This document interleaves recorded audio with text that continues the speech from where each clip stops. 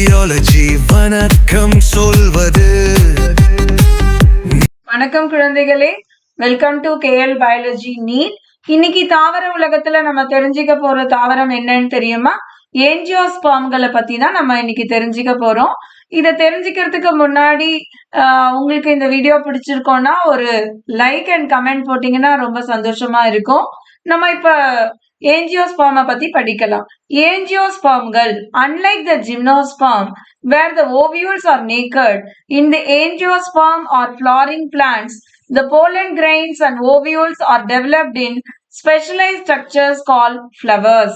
So நம்ம திறந்த விதை தாவரங்கள்ல படிக்கும் பொழுது என்ன படிச்சோம்னா, அங்க விதைகள் சூழ் சுவர்களால் சூழ்ந்திருப்பது இல்லை அப்படின்னு படிச்சோம். ஆனா இங்க ஏஞ்சியோஸ்பர்ம்கள்ல படிக்கும் பொழுது இங்க விதைகள் சூழ் சுவர்களால் சூழ்ந்திருக்கிறது. இங்க இவைகள் பூக்கும் தாவரங்கள் அப்படின்னு சொல்றாங்க. இன் ஏஞ்சியோஸ்பர்ம் the seeds are enclosed in fruits. So இங்க விதைகள் பழங்களிலால் சூழப்பட்டு உள்ளது அப்படின்னு சொல்றாங்க. The angiosperms are an exceptionally large group of plants occurring in wide range of habitat. So angiospermகள் மிக அதிகமான தாவரங்களை கொண்டுள்ளது. அவைகள் வெவ்வேறு வகையான வாழ்விடங்களில் இருக்கின்றன அப்படின்னு சொல்றாங்க.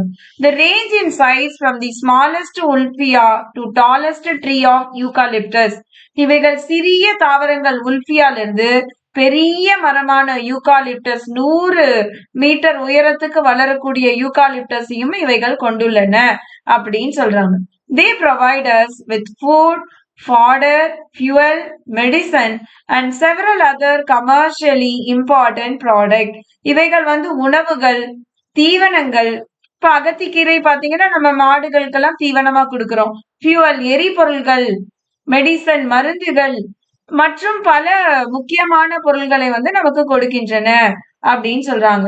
They are divided into two classes, dicotyledonous and monocotyledonous. இருவிதை தாவரங்கள், ஒரு விதை தாவரம் அப்படின்னு இரண்டா நம்ம பிரிக்கிறோம். சோ இந்த பத்தியில நமக்கு என்ன சொல்லியிருக்காங்க அப்படின்னு பாத்தீங்கன்னா, ஏஞ்சியோஸ்பர்ம்கள் என்பது ஜிம்னோஸ்பர்ம்கள் மாதிரி திறந்த விதை தாவரங்கள் அல்ல. அங்கு விதைகள் மூடப்பட்டு இருக்கின்றது. அங்க விதைகளை சுற்றி நமக்கு பழங்கள் இருக்கின்றன அப்படின்னு சொல்றாங்க. இந்த வகை பூக்கும் தாவரங்கள் வெவ்வேறு வகையான வாழ்விடங்கள்ல நம்ம பார்க்க முடியாது அப்படின்னு சொல்றாங்க. அது தவிரவும் அவைகள் சிறிய வகையிலிருந்து பெரிய தாவரங்களா, மரங்களா 100 மீட்டர் வளரக்கூடிய யூகாலிப்டஸுமே நமக்கு இங்கதான் இருக்கு. இத நம்ம பழங்கள், மாம்பழம் உண்கிறோம். தீவனமா இருக்கு அகத்திக்கீரை சொன்னோம். ஃபியூவல் எரிபொருளா நமக்கு பல இது இருக்கின்றன. உதாரணமா நம்ம இதுல எல்லாம் படிச்சிருப்போம், ஜட்ரோபா அப்படின்னு பின்னாடி படிப்போம். அந்த தாவரங்களை எடுத்துக்கலாம். மருந்து பொருட்கள், இப்போ மலேரியாக்கு கொடுக்கக்கூடிய குவினைன், அதெல்லாம் நம்ம மரங்கள்ல இருந்து தான் எடுக்கிறோம். மற்றும் பல முக்கியமான பேப்பர் பொருள்களை வாசனை திரவியங்கள் அதெல்லாம் எடுக்கிறோம் இல்லைங்களா? இதுல இருவிதை தாவரங்கள், ஒரு விதை தாவரம் அப்படின்னு சொல்லிட்டு ரெண்டா நம்ம பிரிக்கிறோம் அப்படின்னு சொல்றாங்க. இதிலேயே நமக்கு தாவர ராஜ்யம் இந்த பகுதியோட முடிவுபடுகிறது. இப்ப பழைய புத்தகம் வச்சிருக்கவங்களுக்கு இதுக்கப்புறம் கொஞ்சம் நமக்கு சைக்கிள்லாம் கொடுத்திருப்பாங்க. அது நீட்டுக்கு இல்ல குழந்தைகளே. அதனால நம்ம இதோட இங்க முடிச்சுட்டு திரும்பியும் விலங்குகளின் உலகத்துல நம்ம சந்திக்கலாம். அதுக்கு முன்னாடி நீங்க இதை கேட்டுட்டு இருக்கும் போது ஒரு லைக் அண்ட் கமெண்ட் பண்ண மறந்துடாதீங்க. நன்றி குழந்தைகளே.